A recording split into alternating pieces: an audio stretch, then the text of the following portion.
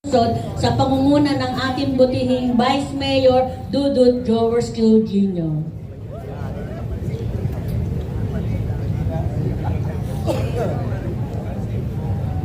Magandang umaga po sa inyong lahat, mga kapwa ko kawani at mga pinuno ng iba't ibang tanggapan.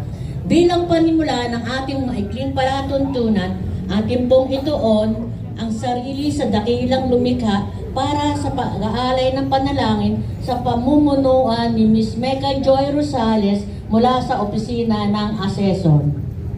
Praise God. Hallelujah. Let us bow down our heads and close our eyes. Hallelujah, Jesus. Hallelujah, Lord. Almighty God, we humbly come before you this morning with grateful hearts.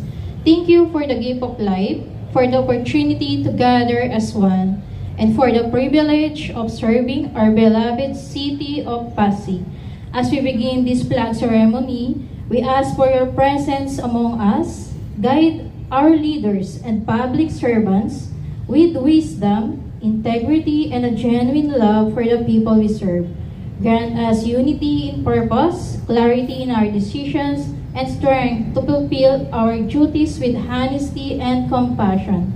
Bless our city, our nation, and every family represented here today.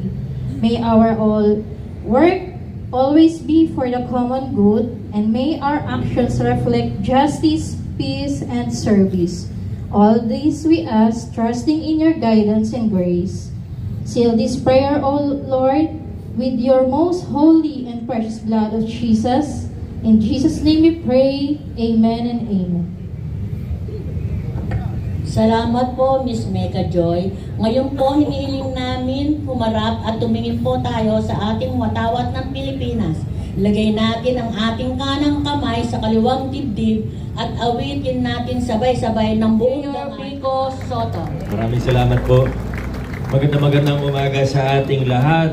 Vice Mayor Dodot, sa ating mga konsehal, sa mga kawanin ng ating nasyonal at lokal na pamahalaan, at higit sa lahat, syempre ang ating bisita ngayon na inawardan tayo, ang ating mga kaibigan mula sa GSIS sa pangunguna ni President and GM Veloso. Maraming salamat, sir. Sa lahat po sa inyo, maraming salamat po. Thank you for continuing to be a strong partner of the local government of Pasig City. Alam niyo, nung 2019, naabutan natin ni na Ma'am Ruth, alam na rin siguro to ni na Ma'am Eva, marami sa mga assets natin ay hindi insured.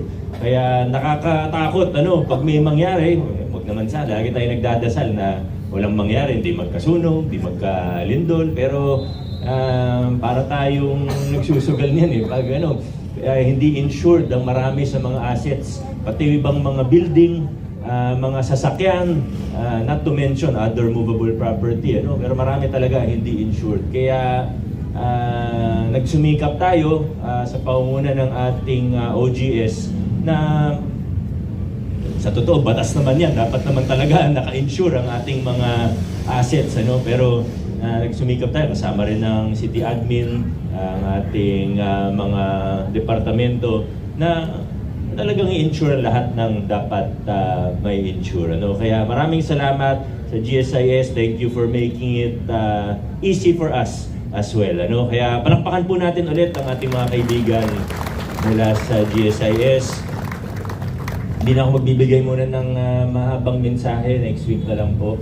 Maraming salamat sa inyong lahat. Magandang umaga at adjourn na po tayo.